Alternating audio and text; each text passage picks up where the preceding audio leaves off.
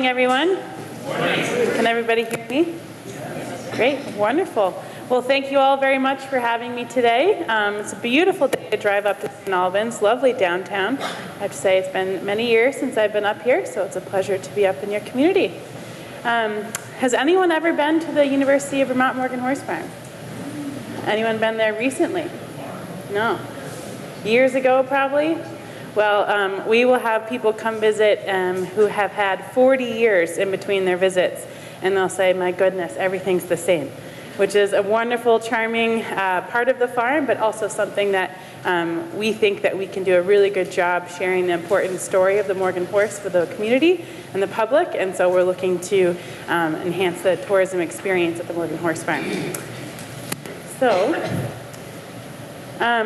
of the folks here, how many people are horse people? Got a few? Anyone a Morgan person? Okay, do you have Morgan horses, or? You did? Yeah, great. Anyone read Justin Morgan Had a Horse by Marguerite Henry? Yeah, it's a good book, it's good. So some folks know about it.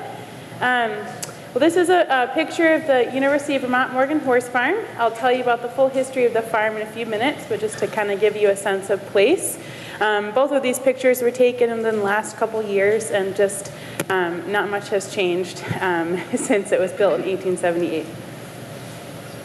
So a little bit about myself. I'm born and raised in Middlebury, Vermont. I grew up next to a horse farm, took riding lessons of age of 5 and beyond. I had my own horse and loved her dearly, and she taught me many things, most importantly to pay attention and good balance. And I worked at the Morgan Horse Farm just as a general laborer in high school and in college. So I would go to the farm and help out with morning chores, groom horses, maybe work a few here and there, but mostly I was the gopher. I got to go do whatever needed to be done that day, so I learned a lot about the farm layout and a lot about manual labor. My record, putting up hay in one single day, one girl and I put up 15 wagons of hay in one day, and it was, of course, one of those 90-degree humid August days, so we figured that summer we moved about 34 tons of hay, which is pretty remarkable. So I started full-time at the farm back in 2014. I'm a graduate of St. Lawrence University in Canton, and I worked for the Howard Center for about 6 years in Burlington. So it was a change of pace for me to go back to the farm, but my heart has always been there because it's really a special place, and those of you who have been there can attest to that. So the story of the Morgan horse begins with Figure. Figure was the first Morgan, and to give you a little bit of context about when this breed originated, I'll have you think about the year 1789. In 1776, the United States declares independence. The Constitution is signed in 1787, and the first year that George Washington is president of the United States of America is the same year that a little bay colt named Figure was born in Springfield, Massachusetts. All Morgan horses share this ancestor. Figure was a relatively unassuming little horse. He was small in stature, he was a bay, and he proved to be remarkably athletic. He was paid as a debt to a man named Justin Morgan, who was a schoolmaster in Chelsea, Vermont. Justin Morgan collected his colt and walked him back 400 miles from Chelsea to Springfield. And once in Springfield, he recognized that Figure had remarkable athletic abilities, and he had this incredible temperament. Morgans are known for being very tractable, very easy to be around. They want to do a good job. They're people pleasers. They have incredible spirit and fire, but they're and really easy to work around, which is a trait that we like to see in Morgans even today. So, as was common for that time, after a hard day of work, Figure would be entered into pulling bees or sort of local racing competitions, and he famously out-trotted, out-raced, and out-pulled any horse he was matched against, which is a pretty remarkable feat. And then he went on to be a breeding stallion. And one of the most remarkable things about Figure was his genetic prepotency. So he had this ability to stamp his traits onto his offspring, and thus created this Morgan-type horse. It was called the Justin Morgan horse, which then shortened to Justin Morgan, and then the Morgan horse. So that's how the breed got their name, was from that famous owner. And this is a really great little segment from a first edition, Justin Morgan Had a Horse, and just talks about, how important he was to the beginning of this nation. The Morgans went on to be bred in largely New England, Vermont, New Hampshire, and New York. And they were really instrumental in turning Vermont into the agricultural state that it's known for today. They were the ones that were clearing the forest, hauling the logs, and doing, and they would work all day in the fields and then look very sharp trotting the family into town for church on Sundays. They were a great utilitarian all-around horse. These are three prominent sons of figure, Sherman, Woodbury, and Bulrush. Sherman Morgan, use my fancy pointer. Let me see here. This is Sherman here. He went on to sire a great line of trotting racing horses. I'll talk about Black Hawk, his most famous son, in a minute. Woodbury, a lot of his offspring sort of went out west, and then Bulrush is the thickest of the three, and his very drafty, you can tell. Black Hawk was a son of Sherman, and he was born in 1833 and died in 1856. And he really came to prominence right when trotting racing, or harness racing sports, was in its infancy in the United States. It was a sport that gained a lot of popularity, and so when he went on to set world records in the 1 mile and 2 mile trotting races, he was like a household name, much like LeBron James or Michael Jordan is today. Everybody knew who Black Hawk was, and he went on to be a prolific breeding stallion. He sired better of 1,700 foals, and he was very busy. And so he is considered largely the father of the standardbred breed.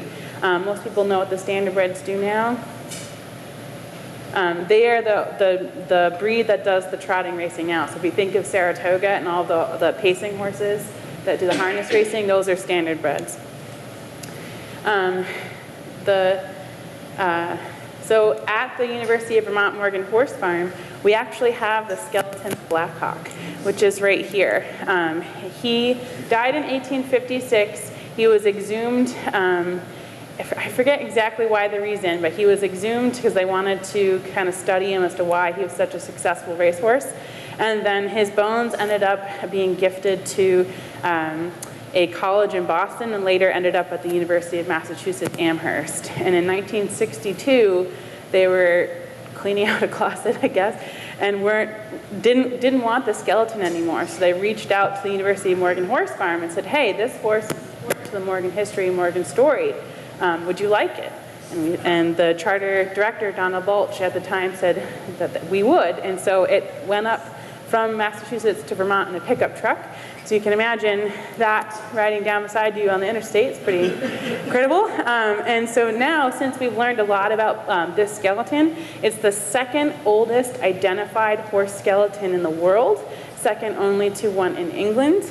And because of his remarkable contribution genetically to American horses, we can learn a lot about their ancestral traits.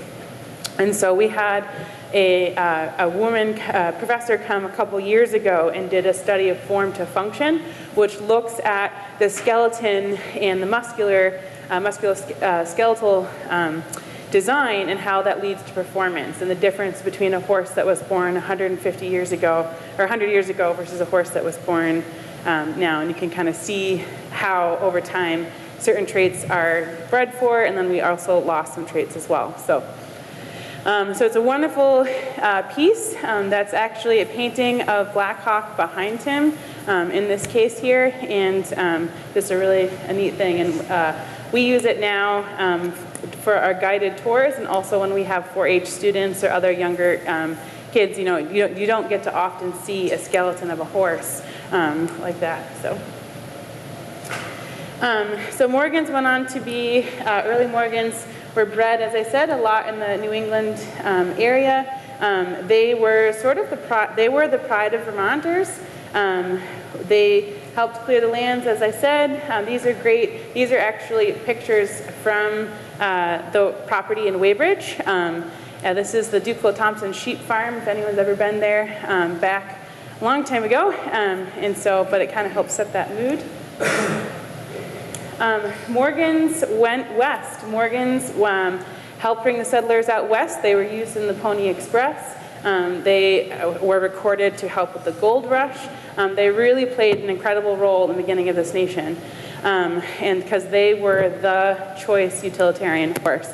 And so this quote, perhaps the very finest breed of horses in the United States, when general usefulness is taken into consideration, is what is commonly known in the northern and eastern states as the Morgan horse. And that is pulled from a book called Morgan Horses by D.C. Lindsley, which was written in 1856. So it just kind of shows you how important the horse was in the beginning part of the 19th century. Morgans really came to their claim to fame for the Civil War. The 1st Vermont Cavalry Company, when they went down to assist the Union effort in 1961, rode exclusively Morgan horses. So more than 1,000 of these horses and their young cavalry soldiers went down and saw some of the most intense fighting. They were in the battles of Gettysburg, Cedar Creek, Cole Harbor, and several more. There is a gentleman by the name of Chris Heisdorf has published many articles about the Morgan horse's role in the Civil War. So if you're interested in learning further about that, I'd be happy to tell you. They were soon coveted by both sides because of their nature. And this is a great example.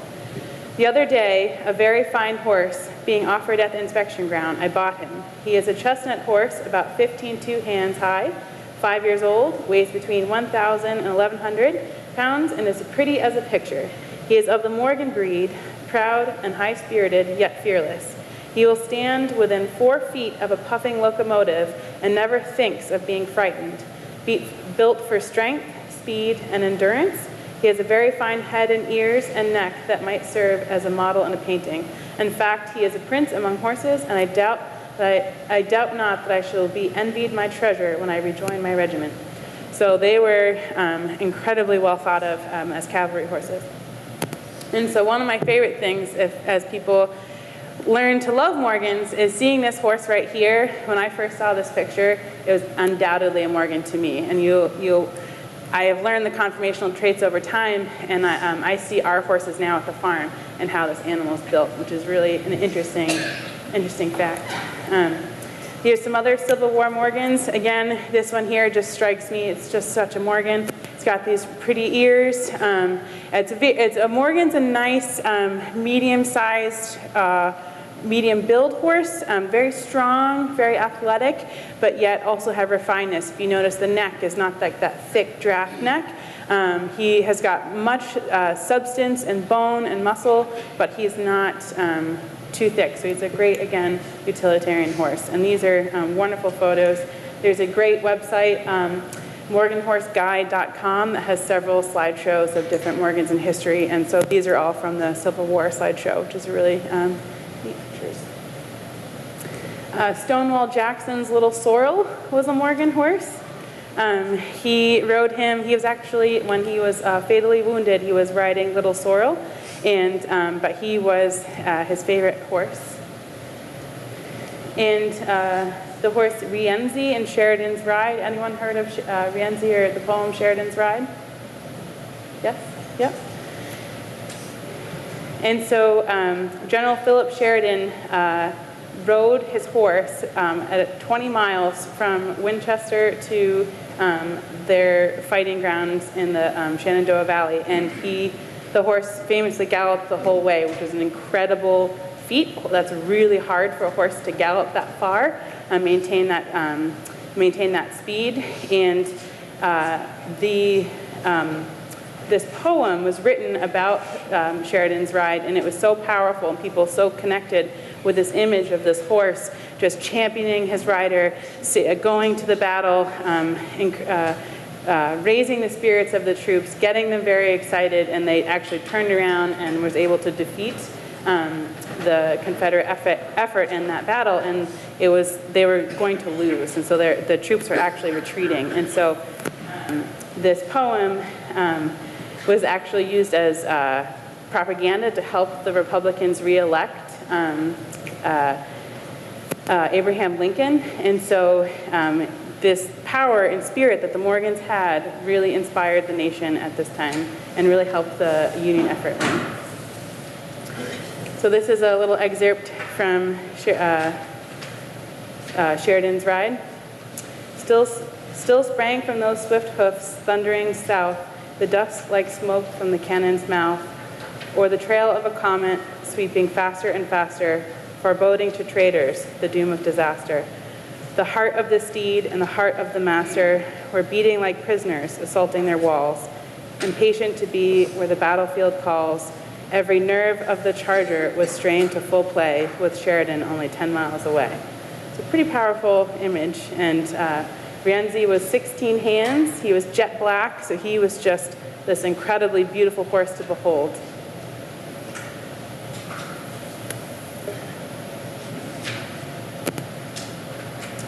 So you can go see Rienzi and little Sorrel. They have both been stuffed and are on display. Rienzi is at the National Museum of American History, the Smithsonian, and little Sorrel is at the Virginia Military Institute Museum. And another famous horse that is rumored to be of Morgan descent was Comanche. Anyone know who Comanche was in relation to the Civil War? He was the sole survivor of the battle at Bighorn. So he was mortally wounded. All of the Indians, or not mortally, he was significantly wounded. The Native Americans took all the horses that weren't injured and kind of left him to die. And so he was found by the cavalry troops, and they nursed him back to health, and it took a couple years. And then he had this status of just sort of like a mascot. And so he never had to work again, and he brought good morale to people. And that's the story of Comanche. So because of their reputation as exceptional harness and cavalry horses, a man named Joseph Battell, he fell in love with the Morgans. Joseph Battell was a very wealthy man in the Middlebury area. He owned the Middlebury Register, which was the newspaper in the time. He had a publishing company, and he was a remarkable conservationist and philanthropist. And he owned some incredible thousands and thousands of acres of land in the state of Vermont. He actually gifted Camel's Hump to the state. He owned Bread Loaf Mountain, which is in Ripton, and the Bread Loaf Riding Conference, or Riding Center, which is now, if anyone's ever been over 125 in Ripton Mountain, it's this beautiful campus. It's now owned by Middlebury College. That was Battell's summer retreat, and he basically owned a big chunk of that whole ridgeline. Because he owned the roads and he was a very spirited man, he would not let you cross 125 in a car. He thought that cars were a fleeting fad. He wanted nothing to do with them. People needed to invest in horses, and so for you to cross 125, you had to do it in the back of a horse. He'd make you turn around in your car. So a very eccentric man. He is responsible for really helping downtown Middlebury be where it is today. The Battell Bridge, he actually commissioned that, and it's an exact model of a ancient Roman bridge, if you ever looked at the Battell Bridge, which I'm sorry I don't have a picture, but and he also built what's called the Battell Block, which is a huge building in downtown Middlebury. There was a devastating fire, and half of the town was lost, and he personally built up this huge building to be used for apartments and shops. And he also helped finish the Middlebury Inn, which at the time was called the Addison House. And so Battell loved Morgans. He built this as the farm for his horses. He had a farmstead a couple houses up from the farm right now, but he built it to be a show-stopping, beautiful barn as a tribute to the Morgan horse. he enlisted an architect named Clinton Smith, and it's built in the French Second Empire style. It's all original.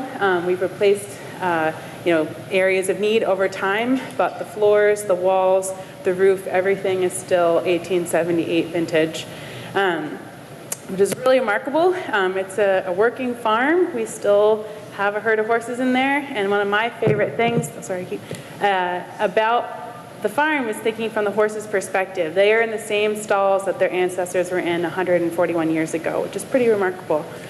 And so Battell, because he was a man of great means, was able to travel the country, and he researched bloodlines and did an incredible amount of work to research pedigrees and lineage. He corresponded with Morgan owners across the entire country to help document who these horses were in relation to Figure. So Figure is the first Morgan. He has very strong genes. He produced the Morgan type. This is in 1789, 1790s, 1800. And so here's Joseph Battell, almost 100 years later, coming back in. And so obviously to have a breed of horse, you can't just have one. So there's the genetic influence of breeding this area, maintaining the type, but over time, people wanted faster horses. They wanted bigger horses, because Morgans are small. The breed was about to be lost because of so much crossbreeding with other kinds of horses. And so Battell did all this labor of love to research the bloodlines and published the first Morgan horse register in 1894. And so what that was cataloging every single horse and its parentage back to Figure to say, this animal has Morgan bloodline, we need to preserve it. And so that was his, aside from building this amazing barn, that was his other gift to the breed, was publishing the register, without which we would have lost the breed over time, because people wouldn't have been able to preserve that lineage. So we owe him a great deal, and I think that the more I learn the Morgan Horse Farm story, he built this farm knowing that something of this grandeur would be protected over time. And so I think that that's another reason why the Morgan horse exists today, because he was a very smart man, and he built this to be a beautiful place. The U.S. government in 1904 actually had an act of Congress that they wanted to build a cavalry remount program that was Morgan horse specific.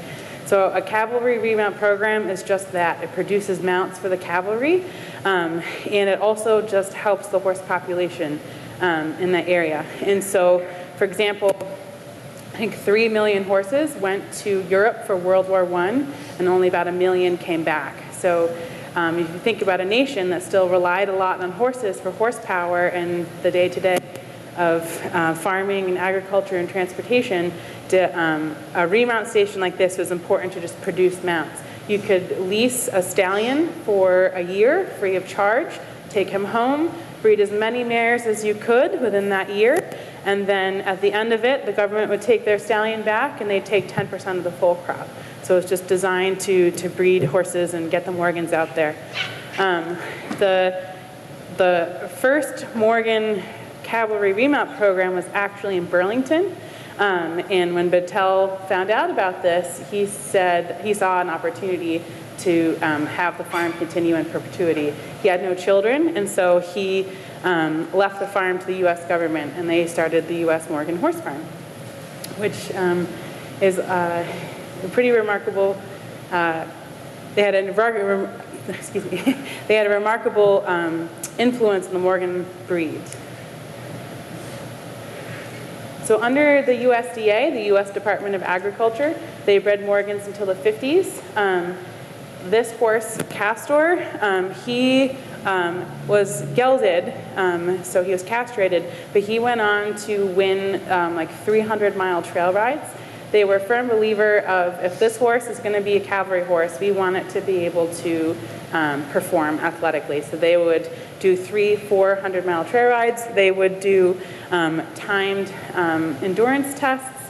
They do a lot of really rigorous athletic performance and sampling.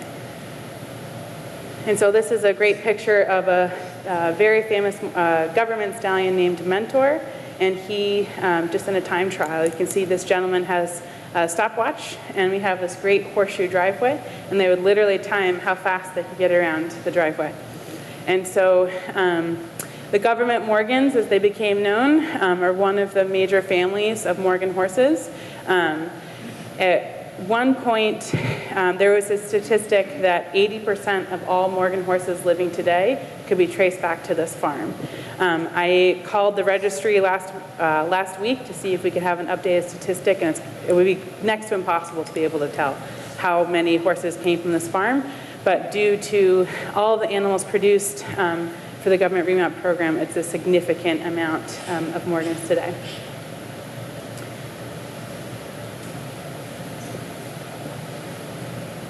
So the four main families of Morgan horses are the Brunk Morgans, Lippet Morgans, Government Morgans, and Western Working.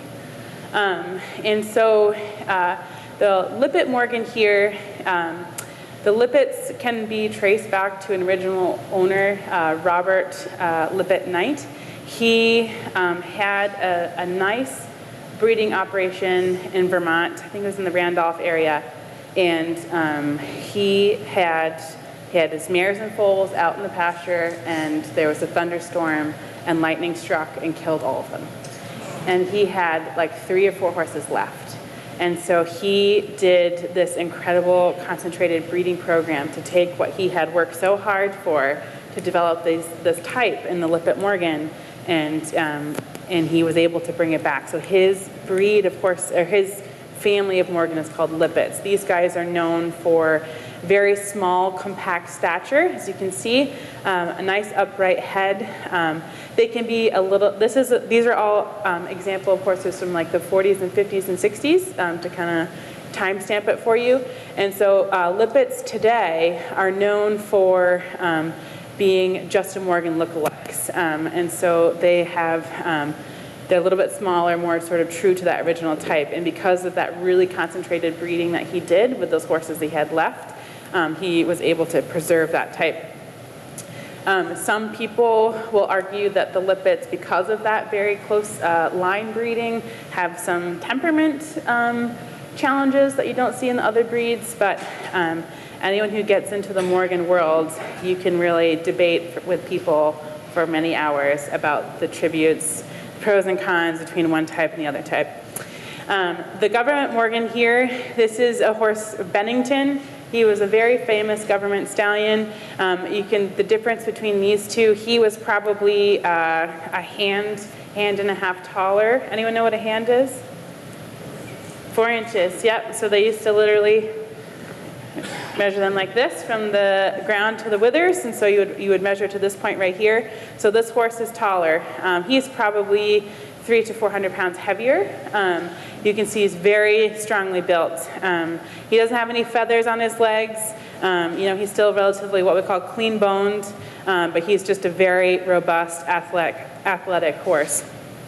And so the Brunk Morgans, there was a gentleman named Brunk who was a breeder in Illinois.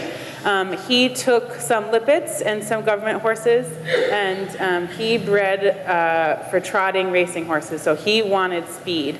And so, but these guys also kept a lot of their sort of substance. And so Brunk's are very thick. You can see he's a much thicker horse all throughout. So the Brunk family did a lot of line breeding as well to a Lippet mare named Daisy. So that's just kind of like one family. And then Western working horses. So much like quarter horses today, Morgans worked cows, they worked sheep, they were working animals out west. And so Senator Graham, who is a very famous Western working stallion, he is a little bit more, you can see he's a little bit more refined in his legs than Flyhawk. Not quite as muscular as the government Morgan, but this guy is a little bit more like your all-around quarter horse. And so these are the 4 main families.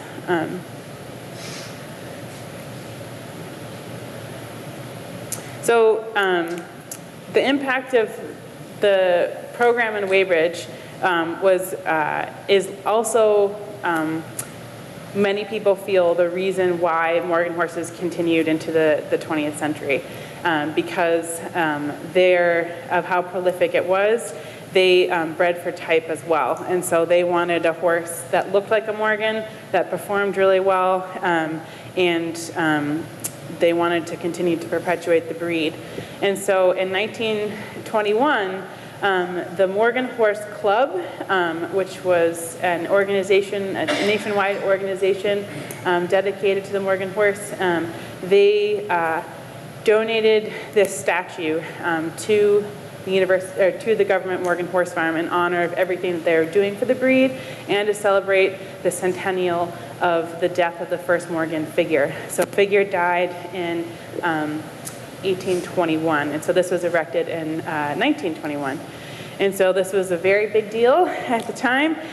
This is a program from that field day, and they had an orchestra, they had horse shows, they did an exhibition of the stallions, they had a baseball game between the north and the south parts of the county. It was like a really big deal, and you can see how many people came out to see the unveiling of the statue, which is there still today. And this is just a great example of sort of the ideal Morgan horse. This is what sort of the holy grail of what we want to look for. Figure has beautiful, round, expressive eyes. He has a slightly dished face, small, pointed ears. Morgans have this incredible, upright head carriage. They just present themselves with such pride. And it's natural. We don't teach them that. That's just how they are built.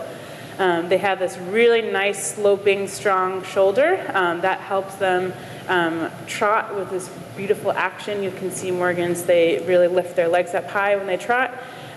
Same powerful, substantive body, nice, clean legs, and just a very proud, very strong horse. And we are going to celebrate the centennial of the statue being built in 1921. So in 2021, we're going to try to recreate this day, down to the baseball game and the orchestra is our hope. And so people should put that in their calendars now for October 1st, 2021.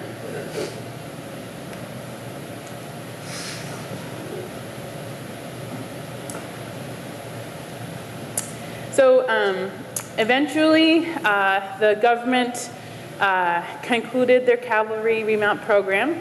They had 12 stations across the country. Most of them were thoroughbreds. This was the only Morgan one. And in 1951, they had a herd dispersal auction. And so what that meant was they auctioned the horses off to several land-grant universities to continue on in the agricultural and education of university students. And so this is a great example of the horses that went to different universities. So we had 4 stallions and 20 mares at the University of Vermont. University of Connecticut still has a Morgan breeding program, just like we do.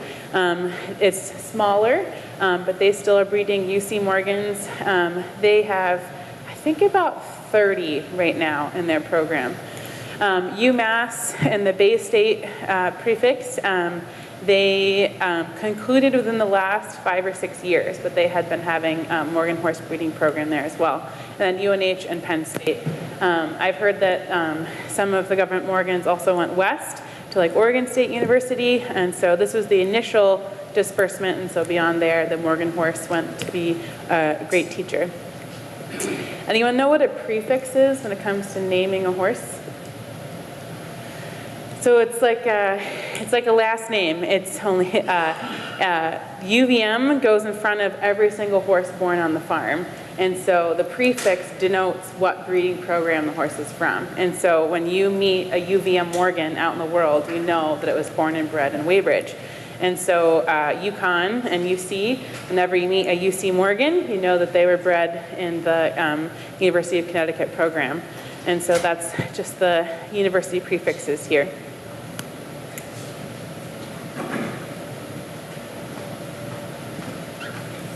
And so our breeding program, there have been about 820 UVM Morgans. The first one was born in, I think, 53. And they have gone on to all corners of the world, really. This is a really famous stallion, UVM Flash. You can see he just looks just like the statue. He was a prolific stallion for us. He had about 350 foals. We have 4 of his grand offspring in our breeding herd now, and he is just a remarkable horse.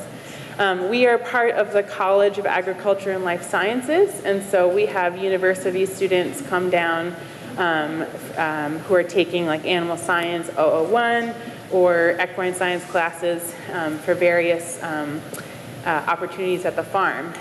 You can learn so much in a book in a classroom.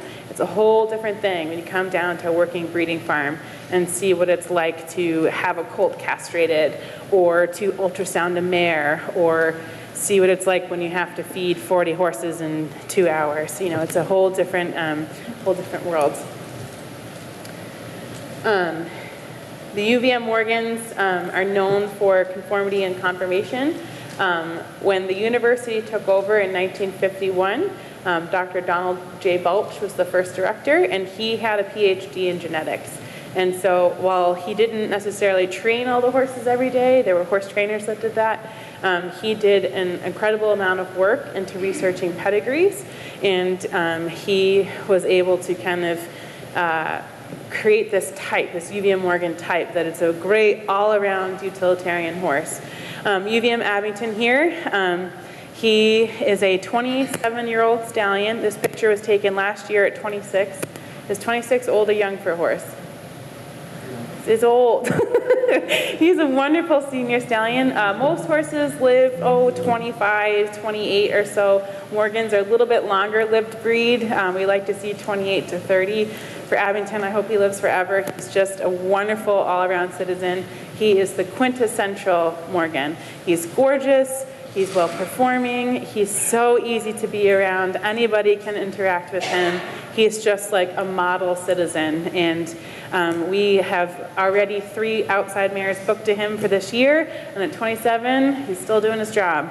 So he's a great horse. And he's actually a son of UVM Promise, who was a 4-time park harness champion. So UVM Promise, other than UVM Flash, is probably one of the most famous UVM Morgans to come from this program. And so Abington is his chosen son to replace him. We have 1 mare bred to him for this year coming up, and we hope it's a boy, because we need to get a replacement for this guy. He's awesome. And so, again, beautiful sloping shoulder, long, nice neck. We like to see sort of what we call a refined throat latch. We want to see this really pretty head that's kind of like set out from the neck. He's got a nice, handsome face. He's also pretty masculine. Like, he's a boy. There's no mistaking that, but he's just well proportioned and just all around a great horse. And when I was a high school student, I didn't ride the Morgans at the farm, except for there was one sort of lesson mare that I'd ride every now and then. And then one time, the director, Steve, said, "Want to get on this horse here?" And I said, okay. So I just sat on him bareback, just with a bridle on, and I just trotted him a little bit on the driveway. And it was the difference between like a Corolla and a Ferrari. He was amazing. He was so sensitive and so powerful and collected. And he just did this little trot, and I remember thinking, this is a fancy horse. And he was such a gentleman. He didn't take a misstep, and he's just a great, great horse. I love him dearly, in case you can't tell. We have 4 stallions that we list to the public right now, Abington being one of them, UVM Jubilant, UVM Equity, and UVM Willoughby. And so these are just, we breed about 8 to 10 of our own mares every year. We're one of the largest Morgan breeding programs. And then again, we book probably 5 or so outside mares every year. And so Abington has had, I think he's had about 50 or 60 foals, or sired 50 or 60 foals over his lifetime.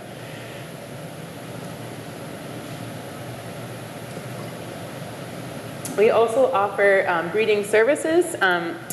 It's not to do artificial insemination, which is the most common method of breeding horses, or for Morgans anyway. You need special equipment. You need a laboratory to be able to evaluate semen. You need to have a way to collect the stallion. And so we have those facilities at the farm.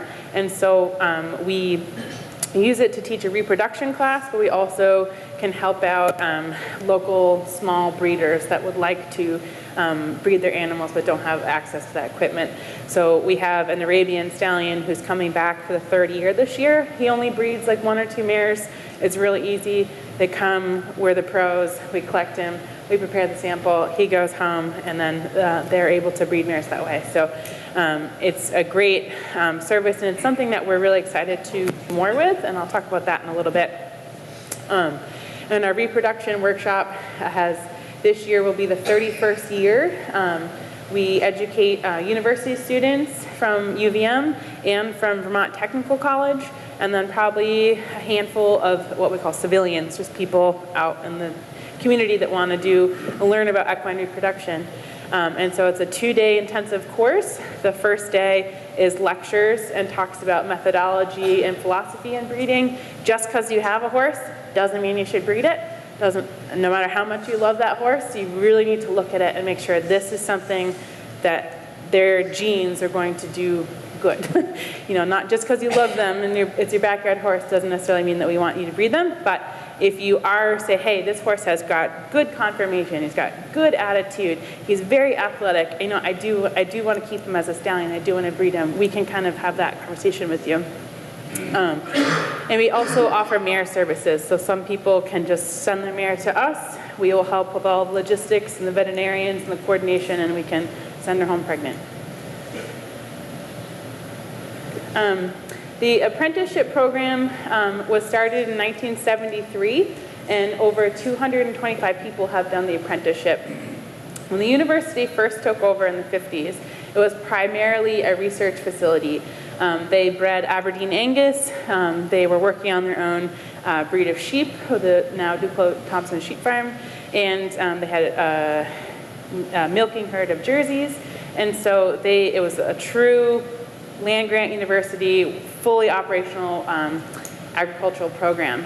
And then over time, the university really didn't fit with the long-term plans to maintain it at that level, and so they pared down to just the Morgans and the UVM Cream program on campus. So there's a small working, still to this day, herd of Holsteins on campus. And so in the 70s, the university was really not in a place to continue to support the Morgan Horse Farm. And so the charter director, Dr. Balch, did a lot of really creative programming to make sure that the Morgan Horse Farm stayed relevant and stayed open. And so he opened it to the public as a tourism attraction, and he started the apprenticeship program, recognizing that there is so much that people can learn about working on a horse farm. And so the apprenticeship, people live on the farm for a year. They learn all aspects of what it takes to run a horse farm of this magnitude, from husbandry, veterinary care, maintenance, farrier, shots, etc., working the horses, young horse handling. Every single one of these babies needs to be taught how to be a good citizen and how to stand quietly and how to be a good horse for whoever's going to own them in the future. And so we do all of that at the farm. And so people who are looking to get into the horse industry, it's a great way to get that hands-on experience, and so that they can go on and start a training barn or a boarding barn if they so choose in the future. It's also great to learn you don't want to do that when it's -12 for 6 days in a row and you're out breaking buckets and you're like, I really want an office job where there's heat. That's okay too. And so it's also been helpful for some people to realize that they want horses to just be a hobby and not necessarily something that they're going to do as a career. And so we have one apprentice right now. She's actually from Japan. She's wonderful. She's going to go on to graduate school in equine science. And we have, for the first time ever, she is paid. The apprenticeship has always been a volunteer program. And so we're very excited that we were able to work that out to have her be paid. And so the other part that this does for the farm is that we are able to give them sort of a stipend versus a full-on paid employee that we would have to hire to come do chores. And so it works out with our operations and gives them the incredible experience that they need to go on in the horse industry.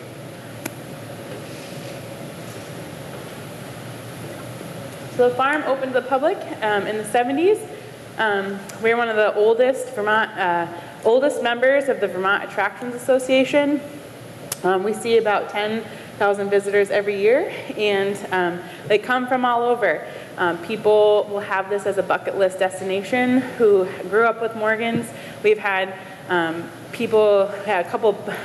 bus driver of like a big tour bus group. She came with her pedigree of her Morgan she had when she was a child and said, "Is this horse from here?" And I was able to look at it with her and show her the lineage of where her favorite horse came from, which there was 3 or 4 government horses there, and she started crying. It was just so important to her to see where her horse came from.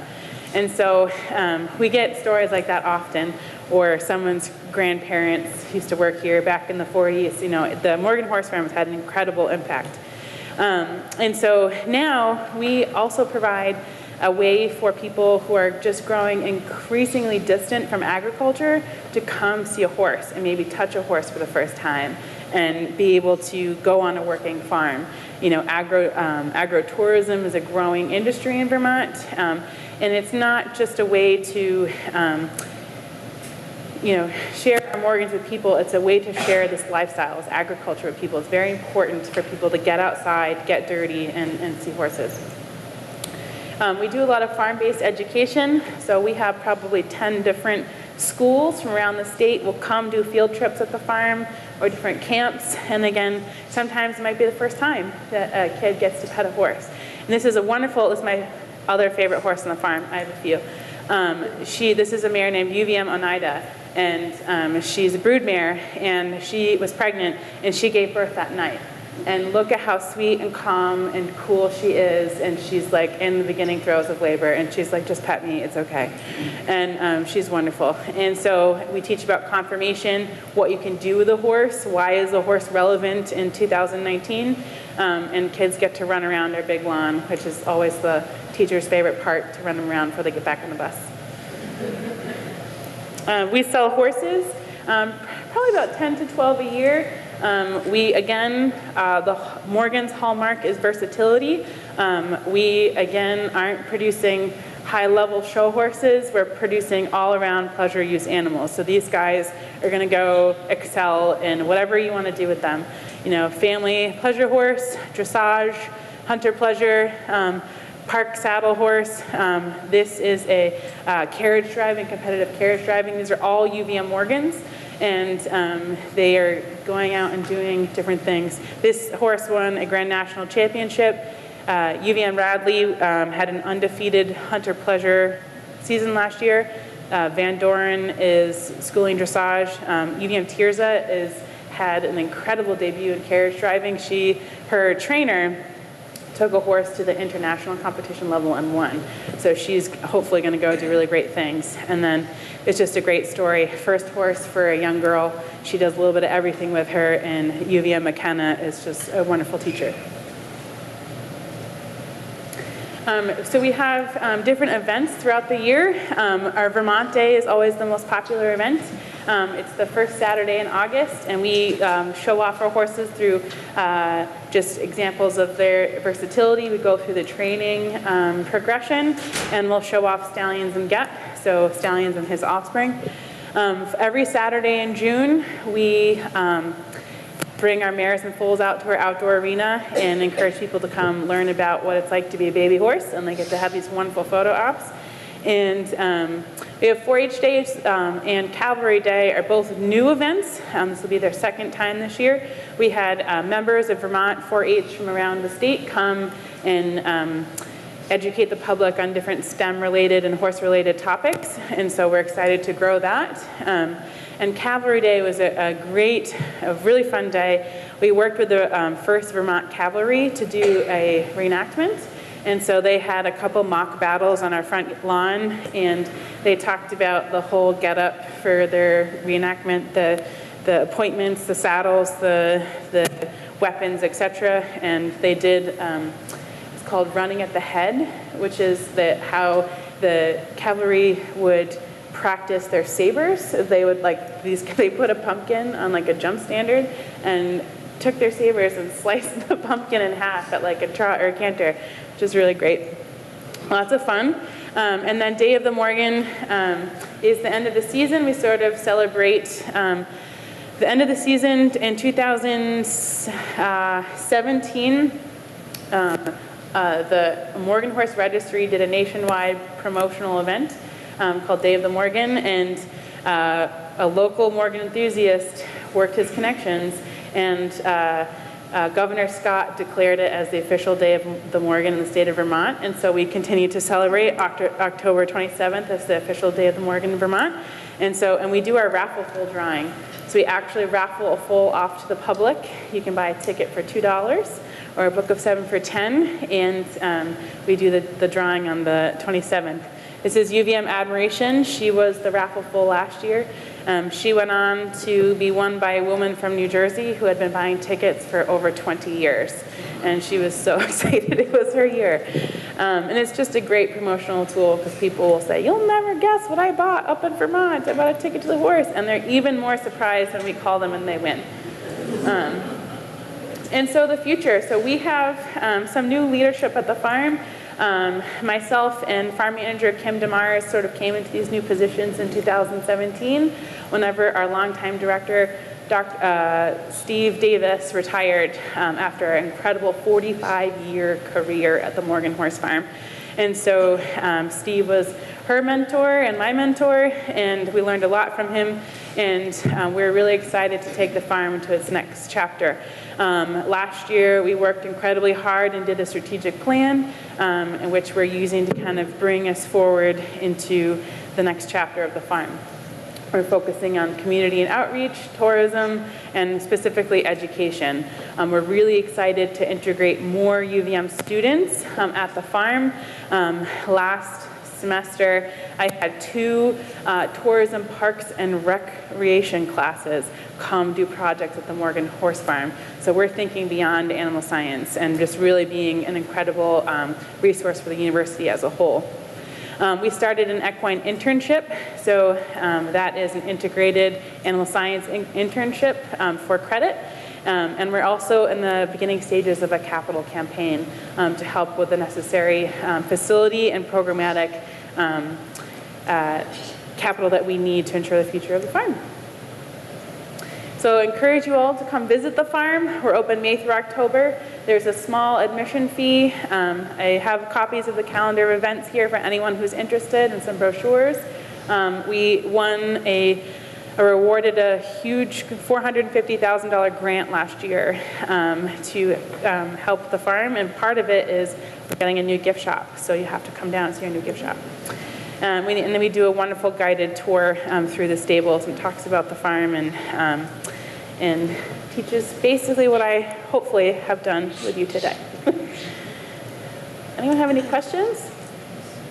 Yeah. Who gets to name the horse? We take suggestions all year long, so we actually have a place where people can leave suggestions. Every year we use the same first letter of the alphabet, so this is a B year. So every horse born this year will be UVM B something. Last year was A. And so you might be able to name a horse if you leave a suggestion, and it's a popular one. Other than that, our farm manager kind of reviews all of it, and we name the horses from there. Yes? I assume they're not ruminants. So No. Will they eat a fermented brown bagel? They will not. Nope, they need to have fresh hay. Yep. They eat mostly hay and grain. How would a novice tell the Morgan from another horse? It's a great question. Same way that you over time would tell a Labrador from a Golden Retriever, you just look for certain conformational traits. I'll go back to, it's a good picture of Abington. So they're relatively, our Morgans are still pretty small in stature, about 14'2", so their backs are gonna come about to here. They're gonna be very handsome, refined, but they're still gonna be pretty strong. If you think of other breeds like a saddle-bred horse, they're very, very refined. They're built for show only. We like to see our Morgans still have the athletic build to go be good performance use horses. They're mostly bays, browns, and chestnuts, so they're going to be a darker color. and he just kind of learned to pick up those traits over time. Yes. What was the recent selling price of the horse at the county? Yeah, so our Morgans go between $4,500 and $10,000, $12,000, $15,000. Of course, exceptions on either end. So, you know, it depends on the conformation, the athletic ability, level of training. You know, a foal who has been halter broken but not much else isn't going to be as expensive as a horse who's seen several show seasons and has gone on to be saddle trained and harness trained. So there's different things that go into pricing the horse. Are these horses showing up in communities where they actually work then? Yep. In the Amish community? Yes. Yep. Yep. The Morgan Amish use standard breds a lot. But Morgans are also still used, and there are a few Amish breeders who are producing really top quality Morgans right now, but they are using them as harness horses. Are any of the activities at the farm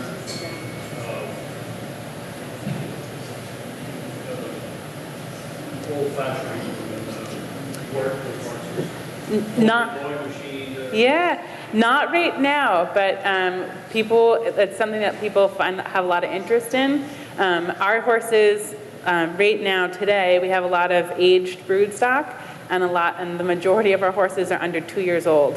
So being a breeding farm, we usually end up with horses that are in that exact situation, either end of the spectrum. Our horses that are been trained enough to work a field are usually placed in a new home before we keep them. But one of the things we're talking about, and we actually this year have designated an ambassador horse, so she will grow up and live on the farm forever to be an ambassador and show off what you can do with a horse, because we end up in a situation where we do a really good job marketing them and we don't have horses that can go pull a harness or go pull a cart in a field.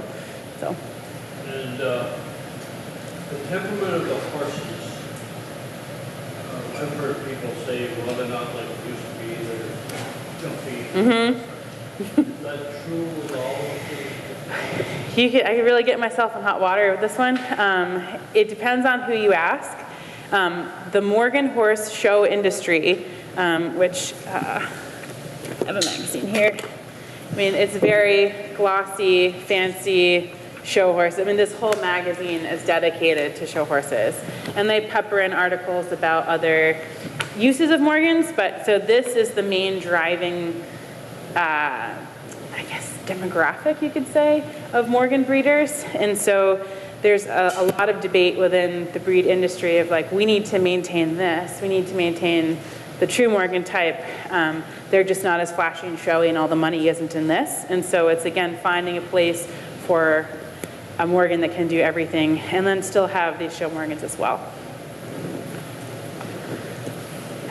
You have a connection where they get the name Abington?